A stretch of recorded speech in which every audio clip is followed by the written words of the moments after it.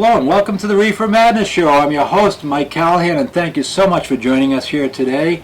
This is our very first episode, first of many, and we've got a great show coming up. You're going to love it, I guarantee it. We've got Mr. Jim Borghensani, who is the Communications Director for the campaign to regulate cannabis like alcohol.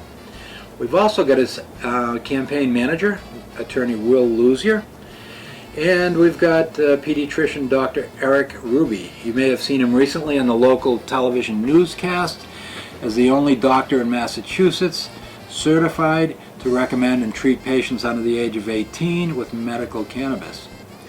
We've also got a very special and dear friend of mine. Her name is Teresa, and she was diagnosed with 3 types of cancer and given 3 to 4 months to live. And that was last year.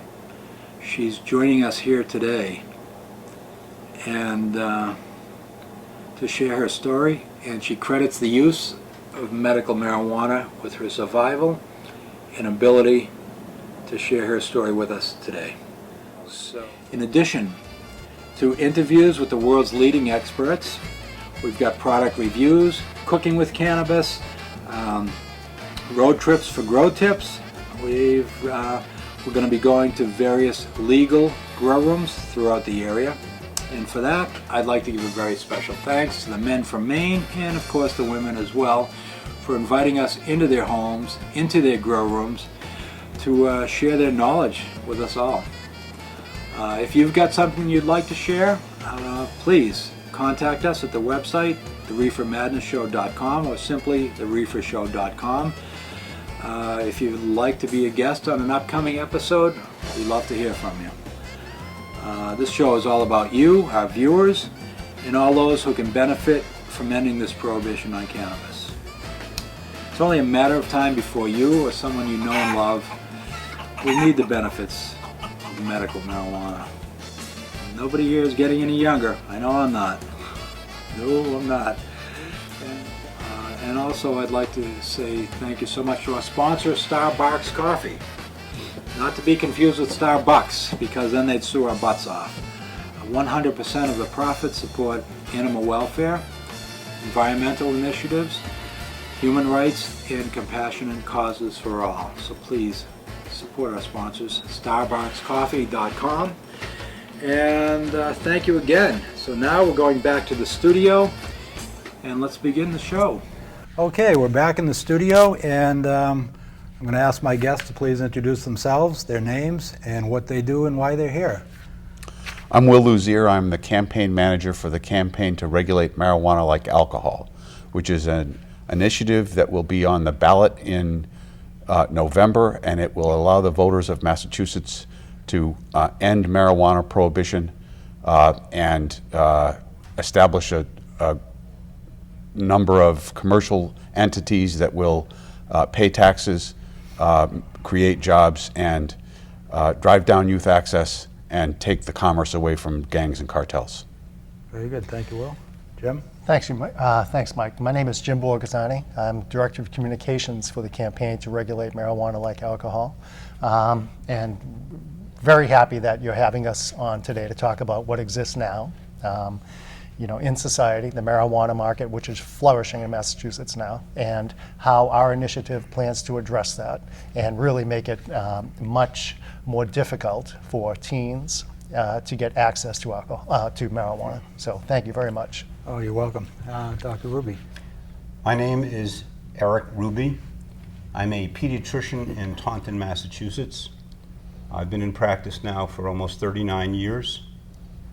I have a very special interest and personal story about medicinal marijuana, but with the way the legislature has handled the dispensaries and medicinal marijuana, I'm now taking a little bit of a different tact in that the people need to be able to access medicinal marijuana or any marijuana for symptom control. And if our legislators and if our physicians are afraid of what this might do I think that they need to do more research and, again, encourage our federal government to relax the prohibition and put marijuana from a Schedule I to a Schedule II category, as the AMA and as the MMS have encouraged it to do. Very good. Thank you, Doctor. Teresa? My name is Teresa, and I'm battling 3 cancers current. Bladder, stage 4 lung cancer, and stage 5 brain cancer. I found that the use of marijuana has allowed me not to take such harsh drugs, has allowed me to get as far as I have in the last 18 months. Well, first of all, I'd like to say I really appreciate you people coming here today. There's a lot of questions. I'm also a medical marijuana patient as a result of a hit-and-run accident a few years ago in Boston. Chronic pain, insomnia, and it helps a great deal. The wife of a Boston sports celebrity was the woman driving the vehicle. That's another story altogether. There's a lot of questions I have as a patient. I don't know where all of the laws stand at this time. There's some of it's ambiguous. You're not sure, supposedly you can grow enough for 10 ounces every 60 days as a patient. And it's not like a really plant, there's no plant count. How many plants? I don't believe there is. Perhaps you can correct me on that. But it's a guessing game. How many plants are going to give you that end result of having 10 ounces if you need that amount or want to grow that much? You various stages, clones and so forth. You might not be a very good gardener. You need to start 100 clones to come up with 1 or 2 good plants that give you a couple of ounces of product. It's a lot of questions as it stands. And what I'd like to start with, Teresa, and perhaps the doctor can interact and tell us what your results have been and how much this has helped you and what you're going through. Well, for me, I have 34 doctors that oversee all my cancers, and each one seems to give me more and more prescription drugs that really just kind of make me non-functional. I decided that I needed to find another way. So, though I've been given a time frame of what my lifespan's going to be now, I prefer to be functioning through it. Certainly. And a lot of research that I've done is maintaining weight, getting plenty of rest, keeping stress out. And if you can manage those things, I think you're kind of managing your cancer better than if you're taking drugs and just sitting in a chair. I was given various anti-anxiety pills, sleeping pills, because I wasn't sleeping, but I still wasn't sleeping with those. It was either totally knocked out if I took enough, which made me non-functioning. I decided to try medical marijuana, and I keep an appetite up. I function better. Enough so on my last PET scan, my oncologist told me to stop listening to them and to do whatever I've been doing. That's great. Yeah. So, Been a big help to you, and I'm sure Dr.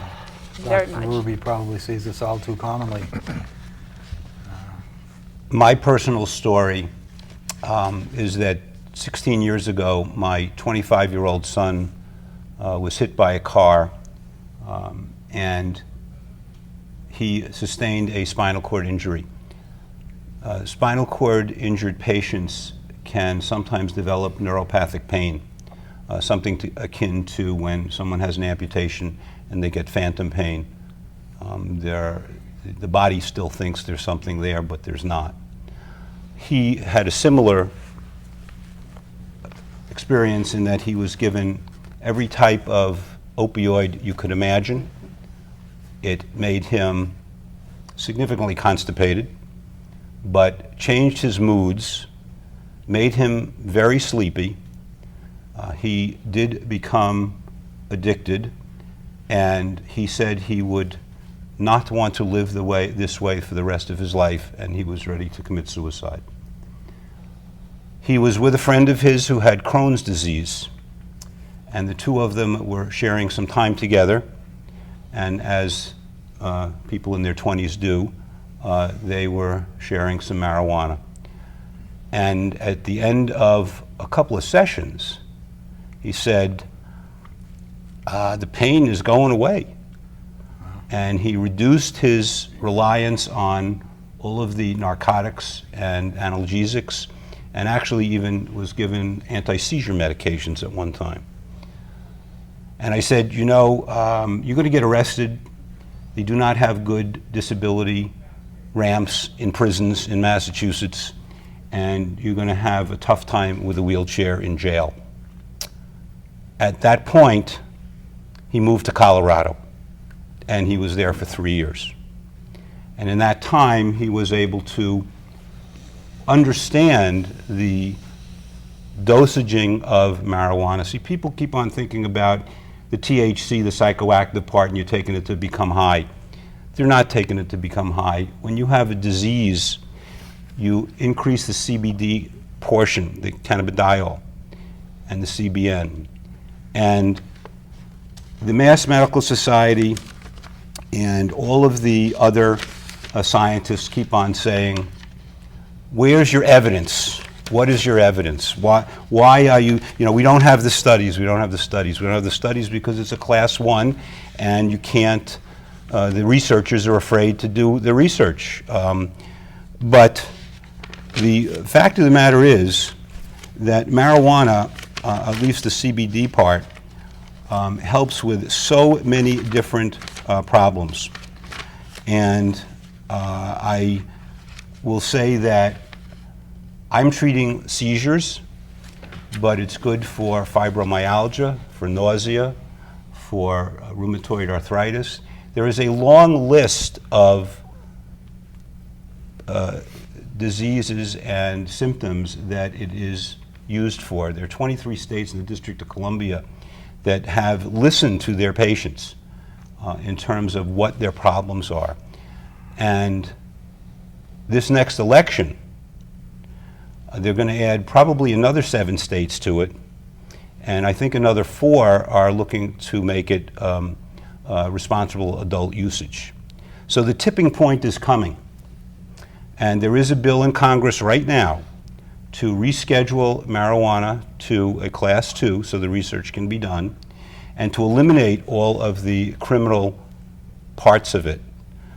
We have a terrible problem with a clogged legal system with policemen who are really, and it's even in Massachusetts still, even though we've decreased some of the criminal laws, it's still minority-based, and blacks are discriminated against significantly.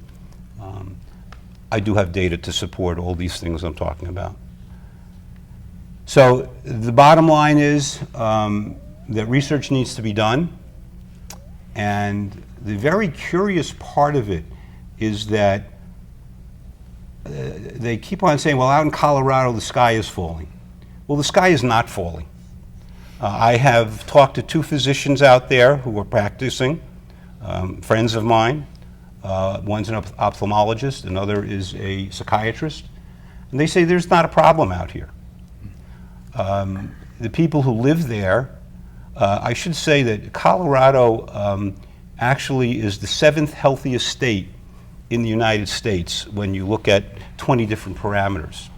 And it is the 5th fastest growing state in the United States. And if you try to get on an airplane to go to Denver, because my daughter lives in Denver, actually in Colorado, and there's not a seat to be had. So the interesting thing is they keep on talking about, 90% of medicinal marijuana is given for pain control.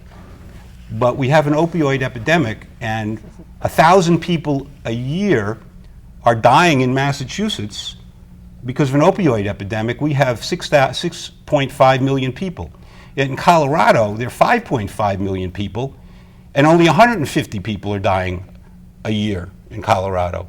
Now, maybe they are using marijuana for pain control. So it doesn't take a rocket scientist to figure that the elephant in the room is that marijuana really is out there as an exit drug to get off all these opioids. And I don't know how much more evidence I need to give people, but that is the evidence. I was actually surprised as a cancer patient how many opioids I'm handed. When I came home from my first surgery, I was given 4 opioids, as well as patches. I didn't take any of them. Good for you. I just was so afraid. I've already brought to my local police department 1 giant wash bin of opioids. And when I toss them all in there to get rid of them correctly, because really I don't need them in my house, they're not something I want to take, nor do I want to worry about somebody getting a hold of them. They asked me if I had a drug problem. You know, I just kind of held up a few and said, look, all prescribed. I just don't need them. And when I talk to my doctors and say, please don't hand me another opioid, they write me another prescription. I get home, I look it up, and it's another opioid. I don't understand it. They're so free to give this, but yet they're not free to look at medical marijuana as a choice. We're going to take a short break. And I just wanted to give you a little background information on myself, how I became involved in medical marijuana. Back in the late 70s, early 80s, I used to own a burglar alarm company. And one of my customers was the Cambridge Music Complex, where all of the local bands and some of the national acts would come in and rehearse and practice and so forth. A lot of the bands, the Cars, Boston, Aerosmith, I became friends with a lot of them and put alarm systems in some of their homes. And this is funny. One night, about 3 in the morning, this guy comes walking down the hallway, kind of sideways. And I look up and it's Joe Cocker looking for the men's room. So I showed him where the men's room was, and we went back to the sound stage where he was practicing for an upcoming show in Boston with his backup singers and bands and so forth. And he did enjoy his cannabis. We had a great talk. We were there for hours. And so anyways, I became partners with this gentleman named Skip Sweeney. Not much of a gentleman, but he was a sound engineer and working with the Cars. And he designed this device used in recording studios, and we were demonstrating it for various major recording studios at the time in Manhattan. The record plant, the power station. We were demonstrating it for Diana Ross's engineer. Bruce Springsteen's keyboard player, Roy Bittan, was producing a small band called Jimmy Mack in the studio at the time. And they loved the device, they wanted to use it, but we didn't have it patented yet, so we couldn't really leave it with them. We couldn't rent it, we couldn't sell it yet. So we would go back and forth to Manhattan on a weekly basis, fine-tuning it, improving it. And then on June 13th, 1984, my friend Skip broke down Route 2 in Lexington, Mass. And this woman broke down right behind him. And they called me, they went to a payphone, gave me a call. I came down to help them and try to get this car started. And while we were in the breakdown lane, this car slammed into us, into the 3 cars that were on the side of the road. And I had just lifted my head up out of the engine compartment an instant before the car struck, or I wouldn't be here today. As it was, my left arm was 60% severed across here. Severed tendons here and broken glass they pulled out of everywhere. And my partner Skip had some slight brain damage, and it affected his hearing, so it kind of blew that project right out of the water. But in the year and a half of recovery after that, I was on all kinds of pain medications, and the side effects weren't very pleasant, and I found myself more and more often turning to cannabis to help alleviate the insomnia, the chronic pain. And then, fast forward 20 years or so, and 2 years ago, I was the victim of a hit and run. I was standing in a crosswalk, and I was the victim of a hit and run by the wife of a very well-known Boston sports celebrity. So I found myself back in the familiar situation of using cannabis to help alleviate chronic pain, insomnia, and all of the other good stuff that goes along with traumatic injury. So it's sort of come first full circle, and that's a little bit of an interesting little tidbit from the past. I did enjoy meeting Joe Cocker. There was a lot of celebrities that came through there. Clive Davis was there, and a lot of bands that, well, The Streets, Johnny A's, Hidden Secrets. You can hear Johnny A on the local radio to this day. So I'm going to show you this quick video.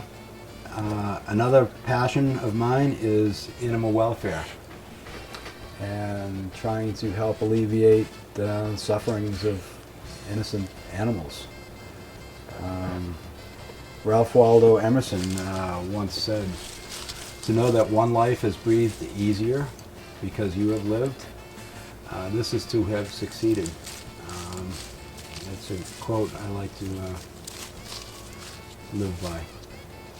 So I'm gonna play this video coming up, and I'll see you on the other side. Thank you.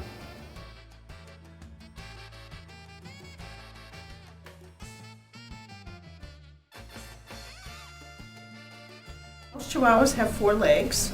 These don't, so they have to adapt their life around their disability. Which really isn't a disability. Not to them. They don't know that there's anything wrong with them. Kenzie here is the, I'd say, leader of the pack. She tends to be the bossy one. She's also the more curious. Hetty here is a little less inquisitive. She's a little timid sometimes around the other dogs when they get playing. Little G here is a little quieter, a little more shy, but he's coming out of his shell. Because these puppies have no front legs, we're working on building up their muscles a little bit. They have wonderful attitudes, they're very friendly, they're good with other dogs, and I think they'll do just great. Where we're an open admission shelter, these animals showed up at our door in need of help from the MSPCA, and just like every animal, we will take that animal in and give it the best opportunity it can for a new home. When they walk through the door and we notice their disability, we felt like we could have a great impact on their lives and be able to start them off better than anybody else could. So we did feel like we would have a great opportunity to get these guys fit with carts, into wonderful homes, cared for medically, and cared for behaviorally, and have a wonderful, normal life. They'll give you a lot of love and affection, and they'll be great friends for life. Huh. Yes, you will.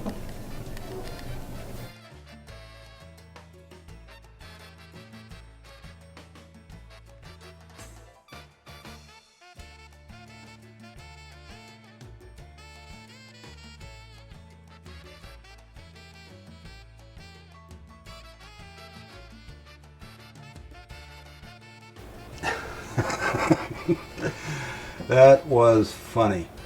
If you've never been, Nevin's Farm in Methuen, Mass, it's a great place. You'd love it. A great place to take a day trip, a road trip with the family, the kids.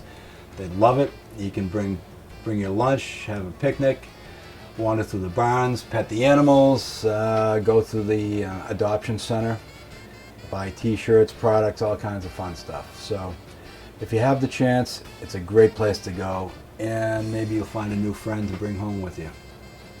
All right, back to the show. Thanks for sticking around. When the Center for Disease Control last month, or I'm sorry, in December, came out with its prescription guidelines and the factors contributing to opioid abuse, they said exactly what Dr. Ruby and Teresa have been saying, that it's the overprescription of opioids. They didn't mention marijuana once, not in the whole report. It was strictly about the last 15, 20 years, this explosive growth of prescription opioids. Now, I can see for many, many years, I think physicians were probably criticized for not understanding or paying enough attention to palliative care. So that maybe there's, it was well-intentioned that now they do have these great drugs that I think in certain cases can help some people. But we've seen what it's led to, which has led Governor Baker to file his legislation, which, by the way, in the press conference when he announced that legislation, he did not mention marijuana once. Neither did his task force mention marijuana once. We always hear the opponents of what Will and I will talk about, our initiative. The first thing they try to come out with is that marijuana is a gateway drug to opioid use.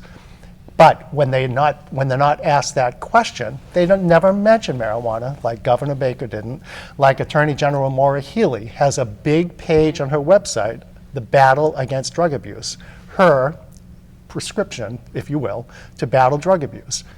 Marijuana is not mentioned once on that entire document. So when they're asked about this, they use it in a political sense in order to get across their opposition. But it's not based on science, and it's certainly not based on their own thinking about what is actually causing this scourge of opioid deaths, 1,000, as Dr. Ruby said. It's terrible. And what we would like to do is have law enforcement not have to worry about marijuana, not, spend resources to, like they have for the past 80 years, to fight a drug or to fight the gangs and cartels that they cannot control, and put it toward use that, things that are frankly more threats to society. And there were actually 2 recent studies done. One which indicated that in states that had medical marijuana, there were 25% fewer opioid overdose deaths. I believe that was a JAMA publication, the Journal of the American Medical Association.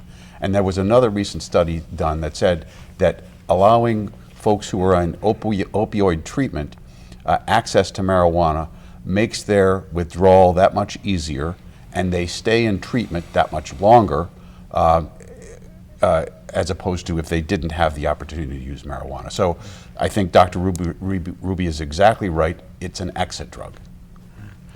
Okay, for the viewers out there, I did find my list, and again, as anybody would take either aspirin or Tylenol or Motrin or Advil, some work better for some people, some work better for others. Marijuana may not be for everybody, and as a pediatrician, when a mother asks me, about doing something for her child, I say, well, it's called trial and success. Never call it trial and failure. We always have to be positive. Trial and success. And we do what works. So the list of symptoms, I do need to read it because I want people to ask their own doctors, why don't you know more about marijuana? Medicine is lifelong learning. And in the last 16 years, I've learned a heck of a lot about marijuana because I cared about it because of my son, and I cared about it because of my patients. And right now, I am the only pediatrician who is writing for medicinal marijuana for intractable seizure patients. And these are patients who have tried at least 12 different anti-epileptic drugs, and they do terribly. And they now have Epidiol is a study drug that's coming out. Mass General is working on it. There are a number of different, it's a CBD in oil. And again, people ask me about, well, write me a prescription. I cannot write a prescription. I can give recommendations and I can fill out the paperwork. And the answer, by the way, to your first question of how much do I get, your own doctor can override anything on the form. You fill out something, but in children I fill out something too. But let me just go for the qualifying disease and debilitating medical conditions that have been treated And you have to understand, this is 3,000 years of history of marijuana has been used. The Queen of England used it in childbirth. She used it for menstrual cramps. So we've got a lot of, I could talk about the history of this because I have the information, but I can tell you that there are so many doctors and so many instances of where marijuana has been tried to get back into the mainstream, but has been Nixon in 1970, for instance, the Schaefer report came to him and he said, I'm not going to reclassify it even though they tell me to do it. And he was the one who commissioned the report. Why wouldn't he do it? Not on scientific basis, but on ethical and moral grounds. And we know how ethical and moral Richard Nixon was. So I've kept everybody in suspense. Qualifying disease and debilitating medical conditions. Anxiety, depression, cancer, rheumatoid arthritis, glaucoma, PTSD. The military is finding that marijuana is extraordinarily helpful for PTSD. And when the Veterans Administration finally comes out in favor of this, there is going to be an upheaval. But it's happening. Certainly the pain of HIV and AIDS, chronic insomnia, seizures, hepatitis C, ALS, muscle spasms, Parkinson's disease, multiple sclerosis, back pain, chronic pain, neuropathic pain, nausea, vomiting, and anorexia, Crohn's disease, ulcerative colitis, even psoriasis. They have actually made a salve and put it on psoriasis and cleared it up to some extent.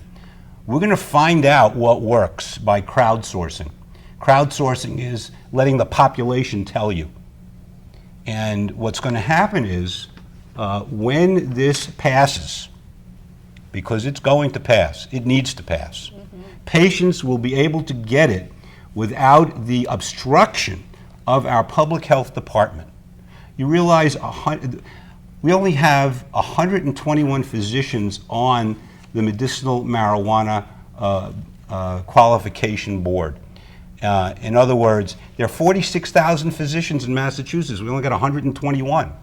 There are only 15,000 patients enrolled. That's ridiculous. So I gave a lecture in New York because on January 1st, New York became one of the 23 states to make medicinal marijuana legal. And people said, well, how do I get my doctor to write me a prescription for it? And I said, well, they can't write you a prescription, but they can give you a recommendation. You get a card from the Department of Public Health. Say, well, my doctor doesn't know anything about it. Well, guess what? Find out about it. That's what he's out there for. Doctors are taught do no harm and relieve pain and suffering. Well, I think that's kind of relative because you're doing harm if your patient has a problem and you don't face it correctly. And to relieve pain and suffering, I think that if you sedate somebody so that they cannot have a quality of life, that's a problem. So relieving pain and suffering is a very relative term, and doing no harm is a very relative term. And you can't stand behind it and say, well, marijuana causes this, marijuana causes that. You know what? Yes, it might have some problems. But 90% of it, if it's used properly, and right now the dispensaries are far ahead of the curve because they know a heck of a lot more about it than the doctors do. And the doctors don't know about it because the government hasn't let us know about it. And I can get to a couple of instances of why this is happening. Why hasn't the federal government let it from a class 1 to a class 2? You just said you took this prescription, that prescription, this prescription, that prescription, and every time you go to a doctor, he gives you another prescription. No, he gives me 3 or 4. 3 or 4. All well, opioids. Guess who's making money when you buy prescriptions? It's called Big Farm. okay? And guess who has one of the biggest lobbies in Congress? Big Farm. So, you know, the other part of it is there are two drugs out there, Marinol and Sesamet. And they're supposed to be equivalent to marijuana. They don't work just the same way because they don't have all of the same ingredients as a whole plant. They're category 3. They're not category 1. Now, how did the government let this become category 3 and not category 1? It's the same marijuana, supposedly. So I think that, and again, I don't have any hard facts on it, but if you follow the money trail, I think you find out why this is being squelched. And I would read you, now remember we just talked about 23 states, the District of Columbia, and what's going to happen is 7 more will vote on allowing it in terms of full adult use: California, Nevada, Arizona, Massachusetts, Maine, Rhode Island, and Vermont. And 23 states already permit the medical use of cannabinoids. 4 other states, Florida, Ohio, Missouri, Pennsylvania, are positioned to advance medical marijuana laws. We got to get to the tipping point. We've got to make this available to patients, and we've got to encourage our government to allow it. Going back to how long cannabis has been out there, an 1889 article in Lancet outlined the use of cannabis for opium withdrawal. We've known about that forever. Okay. The other questions you say, teen marijuana, you know, you make it legal and the teens are all going to get to it. But you know what? There's an article out there, teen marijuana use not tied to health woes. American Psychological Association should alleviate some of the worst fears. The researchers had thought that they might find some associations to disease or other health conditions, but they were none. And when they analyzed the numbers in Colorado, it's not that, I mean, it really is pretty level. And you know what? If it's level, and it's the 5th most rapidly populated state in the United States, then actually those numbers relatively are down, not up. The Gupta report, teens not turned on by medical marijuana. In medical marijuana states, not a lot has changed with teen use. When the survey results were aggregated across grades 8 through 12, they found that the risks of marijuana did not significantly change after the state passed a medical marijuana law. That is to say, adjusted prevalence for combined grades was 16.25 before the law passed and 15.45 after the law passed. So the newest one is that marijuana use does not cause IQ decline in teens. And this was a twin study, it just came out. The Globe has reported this over and over again, and the bottom line on their article, does smoking pot actually make you stupid? The bottom line is these results undermine the claims that it does. Is marijuana a Schedule I drug? Substances or chemicals that are defined as drugs with no currently accepted medical use and a high potential for abuse. Schedule I drugs are most dangerous drugs of all the drug schedules with potentially severe psychological and physical dependence. And the examples are heroin, LSD, ecstasy, and peyote.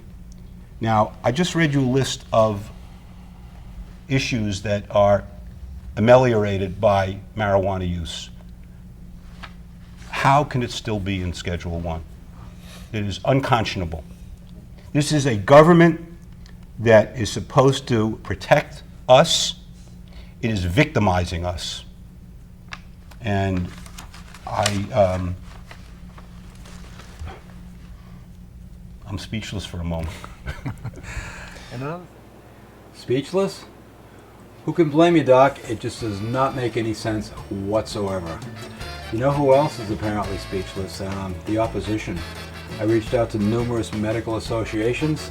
One did get back to me, but they could not get any of their pediatricians interested in coming on the show to offer opposing viewpoints. I reached out to lobbyist Dan Delaney. Never heard back. Apparently, nobody has the confidence in their arguments in opposing this, and they didn't want to embarrass themselves on television. I obviously have no problem doing that. So we're going to take a short break here, and when we come back, medical patients should not have to feel like criminals for getting their medical cannabis treatments. More on that when we return, and another great video coming up. Thank you. Buddy Dog is a humane society which was founded in 1961. They had found a dog in the Sudbury dump. Back then they would give it to the animal control, who would then turn around and give it to research.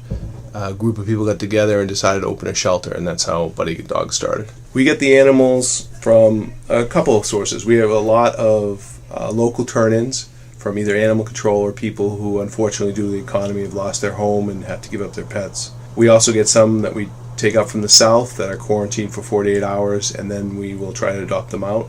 And lastly, we get them from Puerto Rico through a program called the Salto program. We have a vet on staff who comes in at least twice a week. We also have vet techs that are always here who maintain the animals and keep them up to date on shots, heartworm, and all the things that a responsible owner should do. So our animals are neutered and spayed before they're adopted out. The only exception to that is if we have puppies that are less than 3 months old, then we'll adopt them out with an additional fee, which we will then return when they do get spayed or neutered. With a person who comes in looking for a dog who doesn't have a dog, we have them fill out an application. Then we try to match up both their personality and their activity level to a dog. And what we like to do is have them walk a few dogs, and we try to give them a high, medium, and low, and see where they fall and what they can live with. If they have a dog, then we do a dog intro where we let the two dogs meet each other, and that allows us to see how they get along, so there won't be problems when they take them home. We do have a fee for adoption. Dogs are $300 and cats are $125. The adoption fee only covers about a third of the costs that we have to operate, and there's been a lot of research that having some kind of fee puts a little more importance on a dog or an animal that's being adopted. It makes people think more before just running out and getting a free dog. They become a little more valuable to them, and it also makes them think a little bit more, which is part of our educational component. We keep the animals as long as they live out their lives, basically. It is amazing, though, that we'll have dogs that have been here 3 or 4 years that all of a sudden they'll be adopted. We never give up on an animal. We try to make them as comfortable as possible. We have great volunteers who walk them several times a day. We try to put as many people in with that dog as possible so they get to see all the different people and try to make them more adoptable. And I happen to work with the dogs more, and you do fall in love with them, but the thing you have to remember is why we're here. We're really trying to find a good match for them in a comfortable home where they can live out their lives. And there's only so many dogs an individual can take. So it's just better off to find them the right home and really spend the time and the effort to evaluate both the dog beforehand and the people while they're there. And then use that opportunity, once you know the match is good, to really educate them so they'll have a nice smooth transition into their home and joyful life. And remind them that it could be up to 15 years or so. There are many ways you can help Buddy Dog. Monetary donations are always welcome.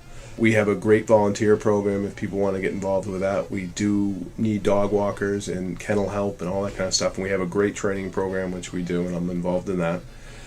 We also can use donations of towels and sheets and blankets or almost any household goods, paper towels, cleaning supplies, any of that kind of stuff. And we have a great list on our website, which you can look at, BuddyDogHumane.com. Buddy Dog has an endowment which is from volunteers who have donated money. We also have fees for adoptions, but they only cover a third of our operating costs, so we really rely on our donors to support us. We have a steady volunteer base that just has helped us tremendously through the years. We want them to come in and feel welcomed, first thing. Then we want them to go and look at the dogs and come back and feel that someone cares and someone's going to spend the time to help them find the correct animal. Buddy Dog, great organization. I've actually adopted animals from there in the past. Oh, let's get back to the show, and thank you. Another thing with Teresa, one of her concerns is, as much as she knows how much it's doing for her, she feels like a criminal because she hasn't jumped through the hoops to get the recommendations to get her card. Whoops, Sorry, am I ratting you out? Nope, you can, it's true. So And there, It's there true. are there are actually many people like that. I have a good friend who's, who, because she doesn't have a lot of money, because her doctor won't certify her for the use of medical marijuana, she would have to go to a doctor and pay, $200 or something to get a certification, so she has just decided not to participate in the DPH system, but she still needs that medicine, and so she buys it from the black market and puts herself at risk as a result. Well, I know in my case, I've said something to all 34 doctors, like, I feel like a criminal when I have to do this. And nobody's volunteered to help me to not feel like a criminal. And my latest thing was, from the chemo, it was platinum-based, and very aggressive chemo, 3 days a week, 3 consecutive days a week, 4 to 6 hours a day. I ended up with tinnitus. And I find that it helps to alleviate it. I use a scale on my tinnitus from 1 to 40. And for the longest time, it was between a 35 and a 40. Sometimes just holding my head, it just felt like it was going to blow off. It was so bad. They had really not much. I went and saw a specialist, and their idea was to talk to somebody, maybe it would alleviate my stress. I don't know how they think that talking to someone was going to alleviate the stress of 3 cancers. It's kind of hard to do that. And I don't think talking is always the way to go to alleviate something. The other thing for me, they suggested hearing aids.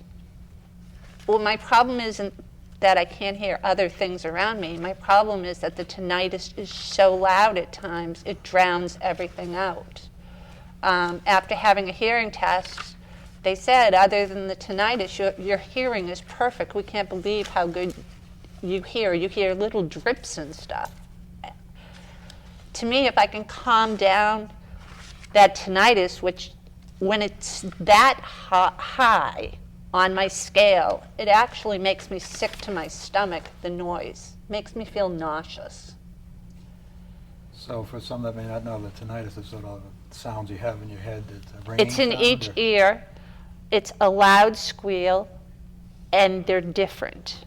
They're never, the left and right are never at the same pitch at the same time. I never not have it. As I say to my husband, the biggest gift somebody could give me right now would be the sound of silence, because I don't have it. And the medical marijuana helps me to get to sleep at night, because if I go to lay down and this tinnitus is at its peak, it's so loud that even a TV in the room doesn't tune it out. I have surround sound at home. I've had that up to a 52, and I still hear this noise in my head from the tinnitus. I'm glad you bring that up, because that is not one of the qualifying symptoms. However, by crowdsourcing, by making marijuana available to the population, we're going to find out it cures a heck of a lot of things and helps a heck of a lot of things. Now, yes, there still will be some people who don't use it responsibly, but there are people who don't use cigarettes responsibly, or alcohol responsibly, or gambling responsibly, or guns responsibly. So if you want to talk about public health, prohibition is a very bad public health stance. It is very dangerous, because that's where we get a black market. That's where we get people arrested for the wrong reasons. And by the way, I would give you an aside. The police will not go after you. Okay? I know. They will not. I know. As a matter of fact, they will be extremely sympathetic. I think the police are much more sympathetic than other doctors. Because there was a cartoon, I don't know if you saw it in the Globe, it was a policeman stopping a van and had marijuana things all over it. And the policeman got out of the van, got out of his car, and he said, "Do you know how slow you are going?" Okay?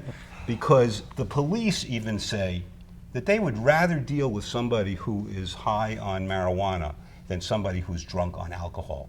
Alcoholics are belligerent. Which brings me to another point, if you don't mind. Certainly. Addictive potentials. They keep on talking about marijuana is going to cause you an addiction. Well, guess what? Nicotine is the worst. After that is heroin. And you remember what the American Cancer Society, pardon me, American Tobacco Company did?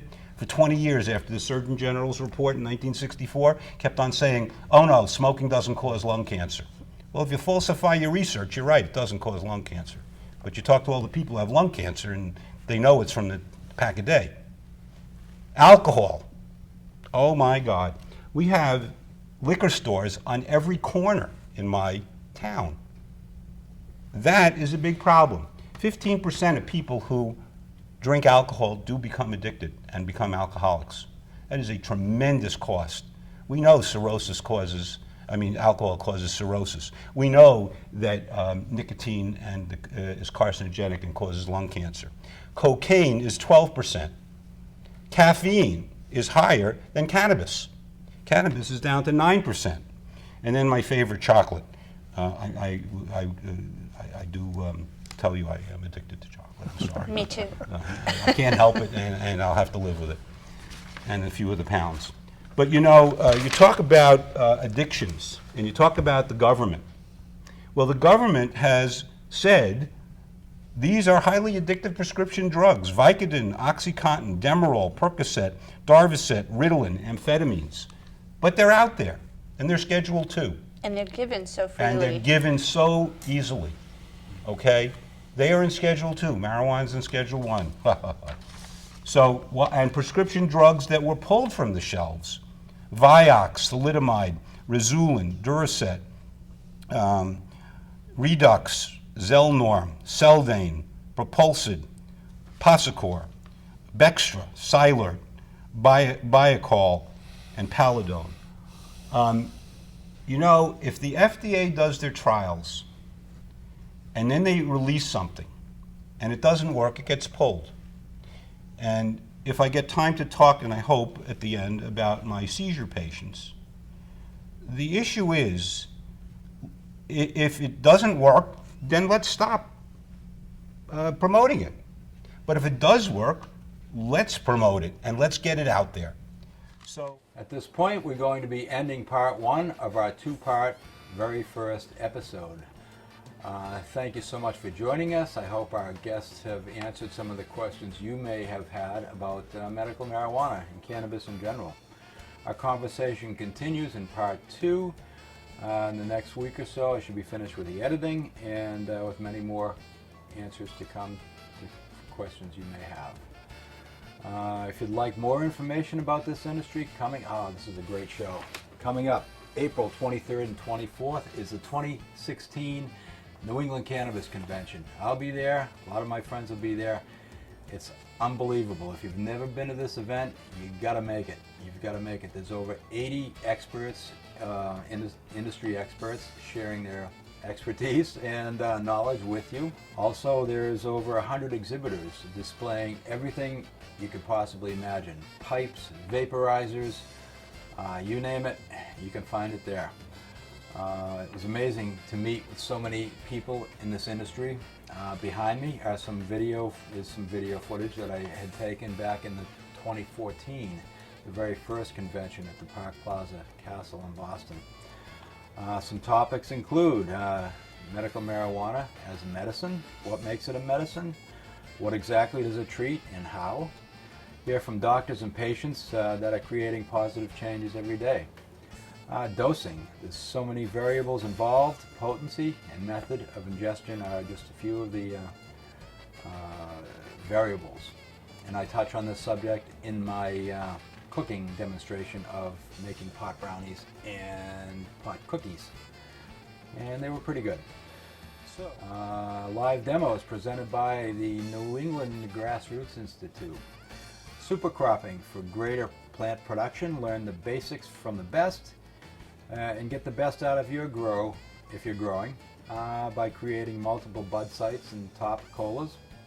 Cannabis tinctures, discussions and demonstrations. At one time, cannabis tinctures were widely used as a medicine, and I think that probably going to be, the time has come once again where you're going to be able to get these medicinal treatments much more easily.